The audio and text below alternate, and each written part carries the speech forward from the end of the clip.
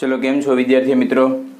તો હવે આપણે આગળ વધીએ છીએ ધોરણ 12 ની અંદર ચેપ્ટર 10 જે છે એની અંદર આપણે આગળ વધીએ છીએ.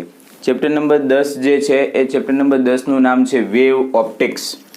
ચેપ્ટર નંબર 10 જે છે એનું નામ છે વેવ ઓપ્ટિક્સ. વિદ્યાર્થી મિત્રો, પહેલા આપણે જ્યારે રે ઓપ્ટિક્સ ચેપ્ટર ચાલુ કર્યું હતું ત્યારે આપણે એવું ડિસ્કશન કર્યું હતું કે જે પ્રકાશ જે છે એ ખરેખર બંને સ્વરૂપ ધરાવે છે. પ્રકાશ જે છે એ પ્રકાશ માટે બંને સ્વરૂપ હાજર છે. તો એક જે પ્રકાર જે છે એ રે અને બીજો જે પ્રકાર છે એ વેવ. રે અને વેવને આધારિત આપણે બે ચેપ્ટર અહીંયા 12મા ધોરણની અંદર આપણે ભણ્યા. રે ઉપરથી રે ઓપ્ટિક્સ, જેને આપણે નામ આપ્યું હતું કિરણ પ્રકાશ શાસ્ત્ર, ચેપ્ટર નંબર 9, અને વેવ ઉપરથી વેવ એટલે કે તરંગ ઉપરથી વેવ ઓપ્ટિક્સ કે ચેપ્ટર નંબર 10, જેને કહેવાય તરંગ પ્રકાશ શાસ્ત્ર. તો જે પ્રકાશ જે છે એને રે ઓપ્ટિક્સની અંદર આપણે કણ તરીકે લઈ અને જે કોઈ થિયરી આપણે ભણ્યા હતા એની સાબિતી આપણે આપી હતી. પણ ચેપ્ટર નંબર 10 જ્યારે આપણે ભણીશું, અત્યારે આપણે શરૂઆત કરીએ છીએ, તો એની અંદર વેવ એટલે કે આપણે પ્રકાશનું તરંગ સ્વરૂપ જે છે એ ધ્યાનમાં લઈ અને સૂત્રની થિયરીની સાબિતી આપણે કરીશું. બીજી એક વસ્તુ કે જ્યારે આપણે રે ઓપ્ટિક્સ ભણતા હતા ત્યારે અમુક ઘટનાઓ આપણે ભણ્યા હતા. એ ઘટનાઓ જો તમે યાદ કરો તો પ્રકાશ જે છે એનું પરાવર્તન, પ્રકાશ જે છે એનું વક્રીભવન, આવી બધી ઘટના જે છે આપણે ચેપ્ટર નંબર 9 જે કિરણ પ્રકાશ શાસ્ત્ર છે એની અંદર ભણ્યા હતા. જ્યારે વેવ ઓપ્ટિક્સની અંદર પ્રકાશ જે છે એનું વ્યતિકરણ, પ્રકાશ જે છે એનું વિવર્તન કે પ્રકાશ જે છે એનું ધ્રુવીભવન વગેરે ઘટનાઓનો અભ્યાસ આપણે ચેપ્ટર નંબર 10 એટલે કે તરંગ પ્રકાશ શાસ્ત્રની અંદર કરીશું. પહેલાની આપણે વાત કરીએ તો ચેપ્ટરની શરૂઆત આપણે કરીએ તો ચેપ્ટરની શરૂઆતની અંદર જ તમને પ્રસ્તાવના 2 પેજ ભરી અને પ્રસ્તાવના તમને આપેલી છે, જેની કોઈ માહિતી તમારે એક્ઝામમાં આવવાની નથી. જે માહિતી તમને આપેલી છે એ માત્ર જાણકારી માટે છે અને એમાંથી થોડી ઘણી માહિતી તો આપણને ખબર છે કે પહેલાંના સમયમાં જ્યારે પ્રકાશ જે છે એનો ખ્યાલ નહોતો કે પ્રકાશ કણ સ્વરૂપ ધરાવે છે કે તરંગ સ્વરૂપ, તો અમુક સાયન્ટિસ્ટો છે એ કણ સ્વરૂપ ધારી અને ચાલ્યા, અમુક સાયન્ટિસ્ટો જે છે એ તરંગ સ્વરૂપ ધારીને ચાલ્યા. એટલે આપણી પાસે ફિઝિક્સની 2 બ્રાન્ચ આવી જેનું નામ છે રે optics as well as wave optics. પણ ચેપ્ટર નંબર 11 ની અંદર આપણે પ્રકાશ જે છે એના બંને સ્વભાવ, ડ્યુઅલ નેચર, દ્વૈત સ્વભાવનો આપણે અભ્યાસ કર્યો. એટલે હાલની તારીખમાં અત્યારે પ્રકાશ જે છે એ બંને સ્વરૂપ આપણે ધારીને ચાલીએ છીએ. પ્રકાશ સ્વરૂપ, કણ સ્વરૂપ પણ અને તરંગ સ્વરૂપ પણ. તો પ્રસ્તાવનાની અંદર તમને સૌથી પહેલા તમે જોશો તો ઘણા બધા સાયન્ટિસ્ટોનું નામ એની અંદર આવે છે અને એનું ડિસ્કશન આવે છે. ન્યૂટને એક થિયરી આપી હતી જેનું નામ છે કેર્લોસ્કર થિયરી, બરાબર. તો ન્યૂટન જે છે એ જમાનામાં એક સર્વોચ્ચ સાયન્ટિસ્ટમાં સ્થાન ધરાવતા. એટલે ન્યૂટનની જે થિયરી હતી એ થિયરી સ્વસ્વીકૃત માની અને બધા સાયન્ટિસ્ટો એને કણ સ્વરૂપ ધારી અને આગળ ચાલતા હતા. પણ જેમ જેમ સમય પસાર થયો, મેક્સવેલ એ વિદ્યુત ચુંબકીય તરંગો વિશે ખ્યાલ આપ્યો, જે આપણે ચેપ્ટર નંબર 11 ની અંદર પણ થોડું ઘણું આપણે ડિસ્કશન એનું કરેલું છે. તો મેક્સવેલ પછી જે વૈજ્ઞાનિક જે છે જેણે પ્રકાશ જે છે એનું તરંગ સ્વરૂપ વિશે અભ્યાસ કર્યો અને એની માહિતી આપી, એ સાયન્ટિસ્ટનું નામ છે હાઇગેન્સ. એટલે સ્ટાર્ટિંગમાં જ તમારે હાઇગેન્સનો સિદ્ધાંત અથવા તો હાઇગેન્સની થિયરી એવો ટોપિક તમારે ભણવાનો થશે. પ્રસ્તાવનામાં માહિતી તમને આપેલી છે જે ખાલી ઇન્ફોર્મેશન માટે છે. તો શરૂઆત કરીએ ટોપિક પહેલો, ચેપ્ટર નંબર 10 નો વેવ ઓપ્ટિક્સ, તરંગ પ્રકાશ શાસ્ત્ર. એમાં પહેલો જ ટોપિક આપણે સ્ટાર્ટ કરીએ તો જે સાયન્ટિસ્ટ જે છે એનું નામ છે હાઇગેન્સ, અને હાઇગેન્સનો સિદ્ધાંત જે છે આપણે અત્યારે ભણવાનો છે. તો સૌથી પહેલા એનો જે સિદ્ધાંત છે, સ્ટેટમેન્ટ હાઇગેન્સના સિદ્ધાંતનું છે એ સ્ટેટમેન્ટ આપણે લખી લઈએ, પછી હું તમને સ્ટેટમેન્ટ જે છે એ સમજાવું. તો હાઇગેન્સના મત મુજબ કોઈ પણ તરંગ અગ્ર પરનું બિંદુ કે કણ સ્વતંત્ર એવા ગૌણ ઉદ્ગમ તરીકે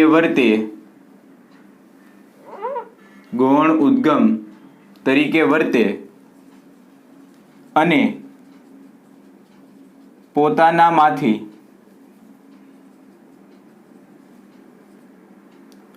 ગોળાકાર તરંગોનું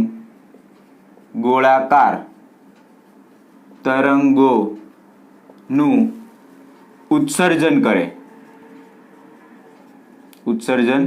કરે અને સૂક્ષ્મ સમયને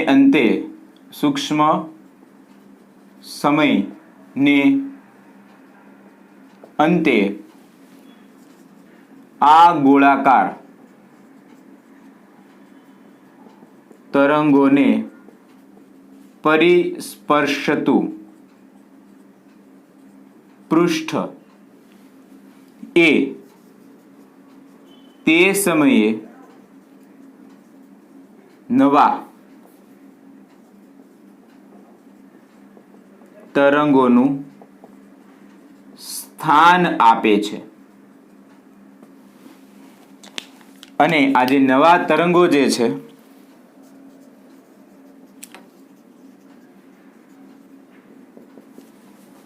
નું નામ ગૌણ તરંગો છે. તમે ખાસ આ સિદ્ધાંત સમજજો, ખૂબ જ અગત્યનો એવો આ સિદ્ધાંત છે. આ સિદ્ધાંત અગર તમારા મગજમાં ઉતરી જશે તો મોટી મોટી થિયરી જે આ ચેપ્ટરની અંદર તમે અમુક થિયરી ભણવાના છો એ થિયરી વિશેનો ખ્યાલ ઓટોમેટિકલી તમને ક્લિયર થઈ જશે. પહેલા સિદ્ધાંતમાં એ શું કહે છે એની આપણે ચર્ચા કરીએ. તો સિદ્ધાંતની અંદર એ કંઈક એવું કહે છે કે કોઈ પણ તરંગ અગ્ર પરનું બિંદુ કે કણ સ્વતંત્ર એવા ગૌણ ઉદ્ગમ તરીકે વર્તે અને પોતાના તરીકે વર્તે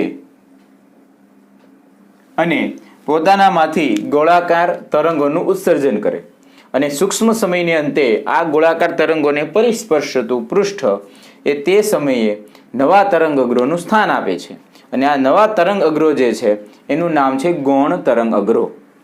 એટલે સૌથી પહેલા તો આપણે એક આ શબ્દ આવે છે તરંગ અગ્ર, આ શું છે એનો આપણે ખ્યાલ જે છે એ સ્પષ્ટ કરીએ. તરંગ અગ્ર, હવે તરંગ અગ્ર સમજવા માટે એક આપણે ઉદાહરણ લઈએ. દાખલા તરીકે શાંત પાણી છે અને શાંત પાણીની અંદર એક પથ્થર જે છે આપણે ફેંક્યો છે. તો જ્યારે શાંત પાણીની અંદર તમે પથ્થર ફેંકો છો એટલે શું થાય છે તો કે ડિસ્ટર્બ થાય છે, વિક્ષોભ ઊભો થાય છે. તરંગ ખરેખર ક્યારે ઉત્પન્ન થાય? માધ્યમમાં વિક્ષોભની ગતિ એને તરંગ કહેવાય, જેવું આપણે 11મા ધોરણની અંદર ભણ્યા હતા. તો અહીંયા એવું થાય છે કે શાંત પાણી છે એની અંદર તમે પથ્થર ફેંકો છો એટલે શાંત પાણીની અંદર વિક્ષોભ ઉત્પન્ન થાય છે અને વિક્ષોભ ઉત્પન્ન થવાને કારણે જે કણો જે છે એ ઉપર નીચે દોલનો કરે છે.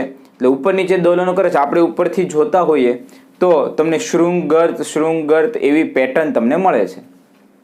તમે કોઈ ચોક્કસ સમયે અગર તમે ફોટો પાડો તો તમને આમ ઉપર શૃંગ આવતા હોય એવું તમને ફોટાની અંદર દેખાય. હવે એ જ વસ્તુ અહીંયા કંઈક આકૃતિ દ્વારા હું તમને સમજાવવાનો પ્રયત્ન કરું છું. દાખલા તરીકે અહીંયા તમે પદાર્થ જે છે એને ફેંક્યો. હવે પદાર્થને અહીંયા ફેંક્યો એટલે થશે એવું કે બધી બાજુમાં તરંગો, બધી જ દિશામાં તરંગો જે છે એ ગતિ કરશે. માની લો કે આ દિશામાં ગતિ કરે છે, પછી આ દિશામાં ગતિ કરે છે, આ દિશામાં ગતિ કરે છે.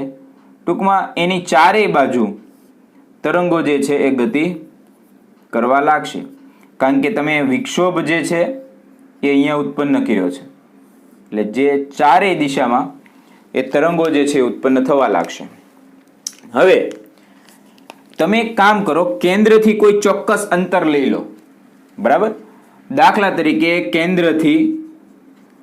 કેન્દ્રથી આપણે x અંતરે ચર્ચા કરીએ છીએ, એટલે અત્યારે આપણી પાસે 1 2 3 4 5 6 તરંગો હાજર છે. એમાં x અંતરે આપણે ચર્ચા કરો, ક્યાંથી? કેન્દ્રથી. તો માની લો કે અહીંયાથી x અંતર અહીંયા થતું હોય તો અહીંયા આપણે નામ આપી દઈએ a. એવી રીતે અહીંયા x અહીંયા થતું હોય તો અહીંયા નામ આપી દો b, અહીંયા નામ આપી દો c, અહીંયા નામ આપી દો d, અહીંયા આપણે નામ આપી દઈએ d, e અને અહીંયા નામ આપી દઈએ આપણે f. મેં શું કર્યું તો કે જે જગ્યાએ વિક્ષોભ ઉત્પન્ન કર્યો ત્યાંથી બધી જ દિશામાં કોઈ એક ચોક્કસ અંતર ઉપર મેં બિંદુઓ ધારી લીધા, a b c d, a b c d e અને f. આ બિંદુઓ મેં ધારી લીધા. હવે અહીંયાથી એટલું ચાલવા માટે x જેટલું અંતર કાપે છે. ઓકે, હવે માધ્યમ તો એક જ સરખું છે, તો માધ્યમ એક જ સરખું હોય તો અંતર અગર તમારે જોતું હોય તો માધ્યમ એક જ સરખું હોય તો માધ્યમમાં ચાલવા માટે એ તરંગ જે છે એના માટેનો સમય જે છે એ પણ ફિક્સ જ હોય. તો આ અંતર જો તમારે જોતું હોય તો અંતર x = તમે vt લખી શકો. તો x = vt અનુસાર તમે જુઓ તો આ બધા જ બિંદુઓને તમે ભેગા કરો, અને આવી રીતે તમારે ન જોવું હોય તો તમે 11મું ધોરણ યાદ કરો. 11મા ધોરણની અંદર સ્થાનાંતર માટેનું સૂત્ર આવતું હતું y = a sin ωt plus kx યા માઇનસ kx વોટ એવર. તો એની અંદર આ વસ્તુ જે છે એને આપણે કંઈક નામ આપ્યું હતું, જે છે તમારી કળા. શું છે? કળા, એટલે કે ફેઝ. હવે તમે જુઓ તો આ સૂત્ર અનુસાર x જે છે ફિક્સ થઈ ગયો, સમય જે છે એ પણ ફિક્સ છે, એક જ સરખો સમય છે. તો એનો મતલબ આપણે એવું બોલી શકાય કે આ a b c d e f બધા જે તમે બિંદુ ધારેલા છે એ બધા જ બિંદુ એક જ સરખી કળામાં દોલન કરે છે. બોલી શકાય? હા, બોલી શકાય. તો આ a b c d e f ને પરિસ્પર્શતું એક પૃષ્ઠ આપણે દોરીએ, એને પરિસ્પર્શતું એક પૃષ્ઠ આપણે દોરીએ. આ જે પૃષ્ઠ મેં દોર્યું એ પૃષ્ઠ જે છે એનું નામ છે તરંગ અગ્ર. શું નામ છે? તરંગ અગ્ર. જો તમારે એની વ્યાખ્યા કંઈક આપવી હોય તો તમે તરંગ અગ્રની વ્યાખ્યા આવી રીતે કંઈક આપી શકો. કોઈ પૂછે કે તરંગ અગ્ર એટલે શું, તો કે તરંગ અગ્ર એટલે કે એક એવું કાલ્પનિક પૃષ્ઠ, એક એવું કાલ્પનિક પૃષ્ઠ કે જેના દરેક બિંદુ પર, દરેક બિંદુ અથવા તો કણ, દરેક બિંદુ જ રાખીએ, દરેક બિંદુ પર ફેઝ એટલે કે કળા એ સમાન હોય. અથવા તો તમે એવી રીતે પણ લખી શકો કે એક એવું કાલ્પનિક પૃષ્ઠ કે જેના દરેક બિંદુ ઉપર, દરેક બિંદુ પર દરેક બિંદુ એ સમાન કળામાં દોલન કરતા હોય. એક એવું કાલ્પનિક પૃષ્ઠ તમારે વિચારવાનું છે કે એના દરેક બિંદુ ઉપર તમને કળા જે છે એ સમાન મળે, અથવા તો દરેક કણ જે છે એ સમાન કળામાં દોલન કરે.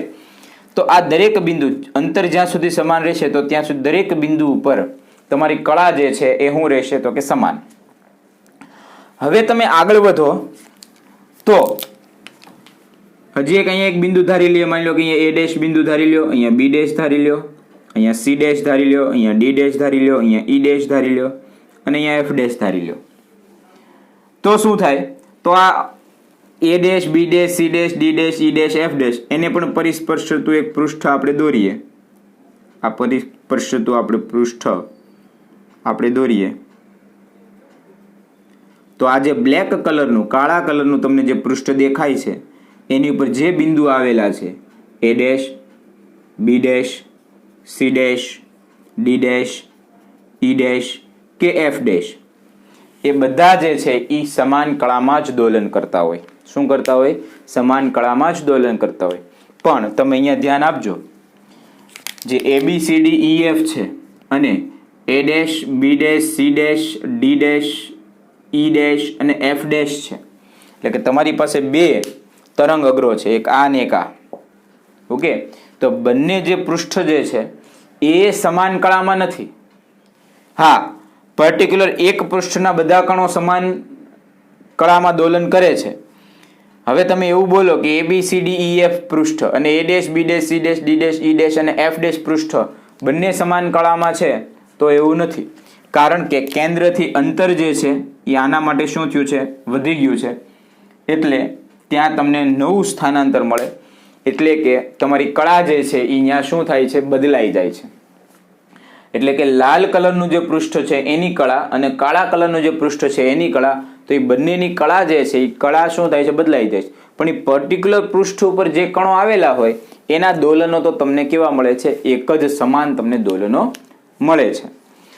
તરંગ અગ્રની આપણે વાત કરીએ તો આ ચેપ્ટરની અંદર તમે ભણશો તો તરંગ અગ્ર ખરેખર ત્રણેક પ્રકારના તરંગ અગ્રો આપને બુકમાં આપ્યા છે.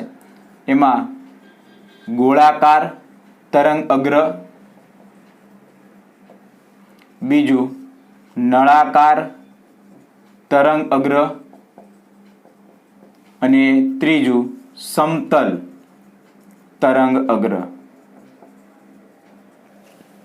જે નળાકાર તરંગ છે એ તો એ વિશિષ્ટ કિસ્સા માટે જ આપણે આવશે ત્યારે આપણે જોઈશું. પણ જે ગોળાકાર તરંગ તમને આપ્યા છે, ગોળાકાર તરંગ એટલે કે જ્યાં બિંદુએ તમે વિક્ષેપ, આ તમારું મુખ્ય ઉદ્ગમ છે. મુખ્ય ઉદ્ગમ જે છે એની નજીકનો વિસ્તાર હોય એ નજીકના વિસ્તારમાં હંમેશા તમને ગોળાકાર તરંગ અગ્રો જ તમને જોવા મળશે. ક્યાં? જે જગ્યાએ તમારું મુખ્ય ઉદ્ગમ છે એ મુખ્ય ઉદ્ગમનો નજીકનો વિસ્તાર, જ્યાં તમને શું જોવા મળશે? તો કે ગોળાકાર તરંગ અગ્ર જ તમને જોવા મળશે. સમતલ તરંગ અગ્ર, તો સમતલ તરંગ અગ્ર તો કે જે તમારું મુખ્ય કેન્દ્ર છે એનાથી દૂરનો વિસ્તાર, ખૂબ જ આગળ તમે જશો તો ત્યાં તમને શું જોવા મળશે? તો કે સમતલ તરંગ અગ્ર.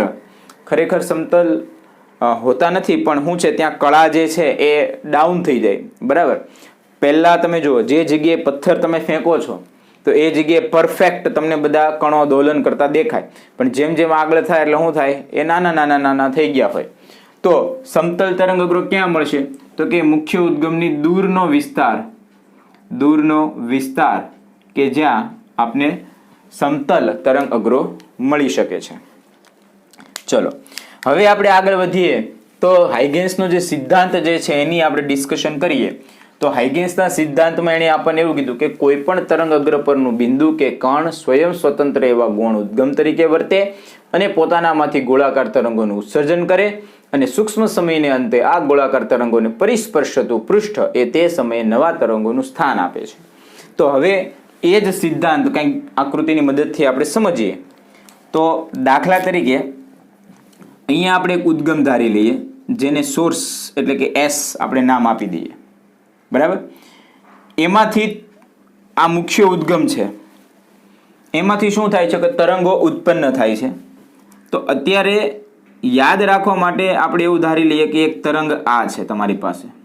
બરાબર, એક તરંગ તમને જે મળ્યું છે, હું અડધી જ આકૃતિ બનાવું છું, આખી આકૃતિ બનાવતો નથી, પણ ખરેખર બંને બાજુ તરંગો ઉત્પન્ન થયા હોય એનો આપણને ખ્યાલ છે.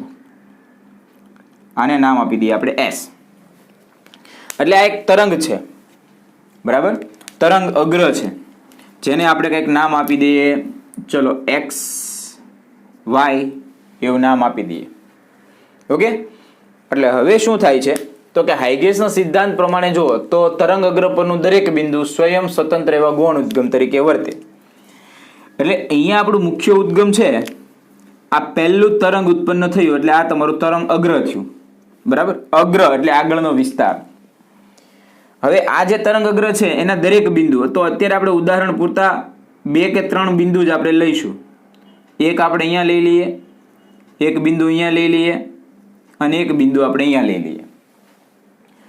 એટલે આ ત્રણેય બિંદુ 1, 2 અને 3, તો તરંગ અગ્ર પરનું દરેક બિંદુ એટલે આ 1, 2 અને 3 સ્વયં સ્વતંત્ર એવા ગૌણ ઉદ્ગમ તરીકે વર્તે. એટલે હવે થાય છે એવું કે જ્યારે આ મુખ્ય ઉદ્ગમમાંથી આ એક તરંગ અગ્ર બની ગયું, પછી આ તરંગ અગ્ર પરના જેટલા બિંદુઓ હોય એ બધા જ બિંદુઓ સ્વતંત્ર સ્વયં એવા ઉદ્ગમ તરીકે વર્તે છે, બરાબર. પછી ગોળાકાર સૂક્ષ્મ તરીકે વર્તે અને પોતાનામાંથી ગોળાકાર તરંગોનું ઉત્સર્જન કરે. તો હવે તમે જુઓ, હવે શું થાય છે તો કે આ તરંગ અગ્ર પરના આ 3 બિંદુઓ જે છે એ સ્વયં ઉદ્ગમ તરીકે વર્તે છે. સ્વયં ઉદ્ગમ તરીકે વર્તશે એટલે થશે એવું કે અહીંયાથી એક તરંગ મળશે આપણને. એટલે ચલો એક તરંગ મળી ગયું જે અમુક સમય પછી આગળ વધ્યું છે. એવી રીતે આગળ જાય તો એવી રીતે પાછળ બી શક્ય છે, બરાબર. જેમ આગળ જશે એવી રીતે પાછળ બી શક્ય છે. તો ચલો આ પાછળ થઈ ગયું. એવી રીતે આ કણ જે છે એ પણ સ્વયં સ્વતંત્ર ઉદ્ગમ તરીકે વર્તે એટલે ત્યાંથી તરંગોનું ઉત્સર્જન થાય. તો એક આગળની બાજુ અને પાછળની બાજુ, ઓકે. એવી રીતે આ જે કણ છે એ પણ એક ઉદ્ગમ તરીકે વર્તે. તો એક આગળની બાજુ તરંગ લઈશું, પાછળની બાજુ લઈશું. હવે આપણે શું કરીએ તો કે આ જે પાછળની બાજુવાળા જે છે એને આપણે જોડી દઈએ, ઓકે. આ પાછળની બાજુના જે તરંગો જે છે એને મેં જોડી દીધા. એની સામે જે આગળની બાજુના તરંગો હતા એને બી આપણે જોડી દઈએ. તો આ આગળની બાજુના તરંગો છે. પરિસ્પર્શતું પૃષ્ઠ એ તે સમયે નવા તરંગ અગ્રનું સ્થાન આપે છે. તો આ પરિસ્પર્શતું પૃષ્ઠ મેં દોરી નાખ્યું. તમે ખાસ અહીંયા ધ્યાન આપજો, તમારું પ્રથમ તરંગ અગ્ર જે છે એ આ બ્લેક કલરનું છે, ઓકે. આ તમે ધારી લો કે t=0 સમયે છે. કેટલા સમયે છે? t=0 સમય. પછી અમુક સમય પછી તમે જો જોવો છો અને તરંગ જે છે એ તરંગની ઝડપ દાખલા તરીકે v ધારો, એની માટેનો સમય જે છે એ સમય જે છે એ તમે ટાવ ધારી લો. ટાવ ધારો, t ધારો, ડેલ્ટા t ધારો, કોઈ બી તમે ધારી શકો છો. તો આ જે તરંગ જે છે એના જે કણો હતા એ કણોએ શું કર્યું તો કે પાછા ફરીવાર નવા તરંગો ઉત્પન્ન કર્યા. એટલે એમાંથી આ જો પરિસ્પર્શતું પૃષ્ઠ મેં દોરી કાઢ્યું. એટલે એક આગળની બાજુ પરિસ્પર્શતું પૃષ્ઠ બન્યું અને એક પાછળની બાજુ પરિસ્પર્શતું પૃષ્ઠ બન્યું.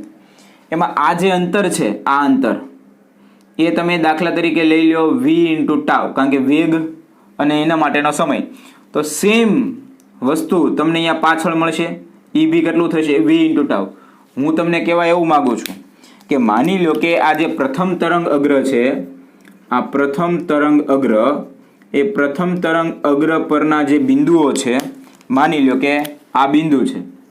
આવું આપણે ઓસિલેશન અને દોલનોમાં આપણે ભણ્યા હતા. તો આ જે બિંદુ છે એ t=0 સમયે પછી અમુક સમય પછી તરંગોનું ઉત્સર્જન કરશે. તો એ તરંગ માની લો કે અહીંયા આટલું અંતર કાપે તો એટલું જ અંતર અહીંયા તમને ડાબી બાજુએ પણ તમને મળે છે, ઓકે. પણ ત્યાં કંઈક આપણે અભ્યાસ જે કરતા હતા એ સાઉન્ડનો અભ્યાસ કરતા હતા, બરાબર. અહીંયા જે આપણે અભ્યાસ કરીએ છીએ પ્રકાશનો અભ્યાસ કરીએ છીએ. કોનો અભ્યાસ કરીએ છીએ? પ્રકાશનો. સેમ વસ્તુ અહીંયા જ છે. આ તરંગ અગ્ર પરના જે બિંદુઓ છે એ બિંદુઓ શું કરે છે તો કે ઉદ્ગમ તરીકે વર્તે છે. આગળ અને પાછળ નવા તરંગોનું ઉત્સર્જન કરે છે.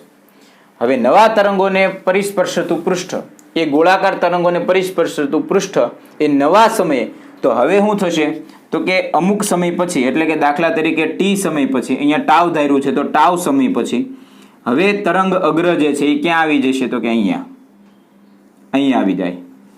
પછી શું થાય તો કે આ તરંગ અગ્ર પરના જે બિંદુઓ હોય 1, 2 અને 3 એ પણ શું થાય તો કે ગૌણ ઉદ્ગમ તરીકે વર્તે અને પોતાનામાંથી નવા તરંગોનું ઉત્સર્જન કરે. તો હવે એ તરંગ ક્યાં આવી જાય તો કે અહીંયા. હવે તો કે આ તરંગ અગ્ર જે છે એની ઉપરના જે બિંદુઓ છે, કણો જે છે એ સ્વયં સ્વતંત્ર એવા ગૌણ ઉદ્ગમ તરીકે વર્તે અને પોતાનામાંથી નવા તરંગોનું ઉત્સર્જન કરે. તો હવે તરંગ ક્યાં આવી જાય અહીંયા. તો આ તમને દેખાય. આ જ આવી જ આકૃતિ તમે જ્યારે કોઈ શાંત પાણીની અંદર પથ્થર ફેંકો છો ત્યારે તમને આ જ વસ્તુ તમને મળે છે. હજી આ બાજુનો ભાગ છે પણ એને મેં ડ્રો કર્યો નથી. તમે આ 3D છે, તમે ઉપરથી જોજો, આને સાઈડમાંથી નથી જોવાની. આ વસ્તુ કેવી છે, તમે ઉપરથી શાંત પાણી નીચે છે ને ઉપરથી તમે પથ્થર ફેંકો છો ને તમને જે દેખાય છે એ ઘટના આ છે. આ આમ કે આમ x કે -x દિશાની આકૃતિ નથી, તમે ઉપરથી જુઓ છો. તમે ખાસ ધ્યાન આપજો. તમારે સમતલ હોય, અહીંયા પથ્થર ફેંકાણો છે આમ અથવા આમ જાય છે આ તરંગો, એવું નથી. તમારે ઉપરથી જોવાનું છે અને જે ઘટના છે એ વસ્તુ આ છે. એટલે તમે જોશો તો આ પ્રથમ જે તરંગ અગ્ર હતું એ પ્રથમ તરંગ અગ્ર માંથી જે કણો નીકળ્યા એ આગળ અને પાછળ, પણ પાછળની દિશા જે છે એના જે તરંગ અગ્ર જે છે, આ તરંગો જે છે એની ચર્ચા આપણે કરવાની આવશે નહીં. શું નહીં આવે? પાછળની બાજુ જે તરંગો ઉત્પન્ન થાય એની ચર્ચા આપણે કરવાની આવશે નહીં. મુખ્ય તરંગ અગ્ર અથવા તો તરંગ અગ્ર ની પાછળની બાજુએ ઉત્પન્ન થતા તરંગો ધ્યાનમાં લેવાશે નહીં. હવે આપણને એવી ચર્ચા થાય કે ભાઈ શું કામ નહીં લેવાના, ધ્યાનમાં શું કામ નહીં લેવાના, શું કામ આપણે? તો એના માટેનો જે ખ્યાલ જે છે એમાં સૂત્ર આપણે ધ્યાનમાં લેવાનું થશે અને જે સૂત્ર છે એ તીવ્રતાનું સૂત્ર છે. તીવ્રતા = cos² θ/2 છે. સૂત્ર તમે જોશો તો તીવ્રતાની અંદર તીવ્રતાનું જે સૂત્ર આવે છે, ખરેખર આખું મોટું સૂત્ર છે પણ એની અંદર તમારે આવે છે cos² θ/2. શું આવે છે? cos² θ/2. તો એ cos² θ/2 જે છે એની અંદર જે થીટા જે છે એ જે તરંગ પ્રસરણની દિશા છે, તરંગ પ્રસરણની જે દિશા છે એ તરંગ પ્રસરણની દિશાની સાથે બનતો ખૂણો છે. આ થીટા જે છે એ થીટા કયો છે તો કે તરંગ પ્રસરણની દિશાની સાથે બનતો ખૂણો છે. તો હવે આમાં એવું છે કે જ્યારે તરંગ અગ્ર આગળની બાજુ જતું હોય, કઈ દિશામાં જતું હોય તો કે આગળ, તો જ્યારે આગળની બાજુ જાય છે ત્યારે થીટાની કિંમત તમને મળે છે 0. થીટાની કિંમત તમને 0 મળે એટલે તીવ્રતા જે છે એ તીવ્રતા શું થઈ જાય છે તો કે મહત્તમ. શું થઈ જાય છે? મહત્તમ. પણ અગર તમે પાછળની બાજુ લ્યો, શું લ્યો? પાછળની બાજુ, તો આગળની બાજુમાં થીટા તમારો 0, પાછળની બાજુ તમે જોશો તો 180 તમારે લેવું પડશે. તો પાછળની બાજુ માટે તમારે થીટા લેવો પડશે 180. એ તમે સૂત્રની અંદર મૂકશો એટલે 180/2 એટલે 90, cos 90 એટલે થશે 0. એટલે તીવ્રતા તમને શું મળશે? 0. એટલે પાછળની બાજુ જે છે એ તરંગ અગ્રોની ચર્ચા આપણે કરતા નથી. એક બીજી દ્રષ્ટિએ તમે જુઓ તો તમે એમ પણ બોલી શકો કે જે ઉર્જા જે છે એક જ દિશામાં આગળ વધે, બંને દિશામાં આગળ વધે નહીં. તરંગ જે છે એ તરંગ જઈ રહ્યું છે ધન x દિશામાં, તો એની ઉર્જા પાછળની દિશામાં છે એવું શક્ય નથી. એની ઉર્જા પણ કઈ દિશામાં હોય? આગળની દિશામાં જ હોય. એટલે બે આધારે, એક તો તમે સૂત્રના આધારે પણ બોલી શકો કે પાછળનું તરંગ અગ્ર આપણે ધ્યાનમાં લેતા નથી, અને બીજું તમે આપણે ઉર્જાના આધારે પણ તમે બોલી શકો કે તરંગ જે છે એ પાછળની બાજુ ગતિ કરતું નથી. ઓકે, જ્યારે કારણ કે પ્રકાશનો આપણે અભ્યાસ કરીએ છીએ, સાઉન્ડની અંદર તો બંને વસ્તુ શક્ય છે. બરાબર, આપણે હું બોલતો હોઉં તો આગળની દિશામાં તરંગો જાય એવું જરૂરી નથી, પાછળની દિશામાં પણ તરંગો જાય, પણ એની કિંમત જે છે એ કેવી હોય? કમ્પેરેટિવલી ઓછી હોય. બરાબર, તો એ જ વસ્તુ અહીંયા તમને જોવા મળે છે. એટલે સૌથી પહેલો જે આપણો ટોપિક છે એ ટોપિક હાઇગેન્સનો સિદ્ધાંત છે. આ આખો હાઇગેન્સનો સિદ્ધાંત મેં તમને સમજાવ્યો છે. આની પછી તમારે અહીંયા વેવની અંદર જ, તરંગની અંદર જ પ્રકાશ જે છે એનું વિવર્તન એનું વક્રીભવન અને પરાવર્તન બંનેનો અભ્યાસ તમારે કરવાનો છે. પણ આજના લેક્ચરમાં તમને આટલું જ કે હાઇગેન્સનો સિદ્ધાંત પરફેક્ટ તમે વાંચો. પ્રસ્તાવના જે છે એ પ્રસ્તાવના ખાલી માહિતી માટે છે, એકવાર તમે રીડ કરી લેશો તો પણ ચાલશે. પણ હાઇગેન્સનો જે સિદ્ધાંત છે એમાં તરંગ અગ્ર એટલે શું, કેવા તરંગ અગ્રો આવે અને એની સમજૂતી જે છે એ ખાસ તમારે ધ્યાનમાં લેવાની છે. તો આટલું તમે કોપી કરો, પછી નેક્સ્ટ લેક્ચરની અંદર આપણે નવી થિયરી ઉપર જઈશું.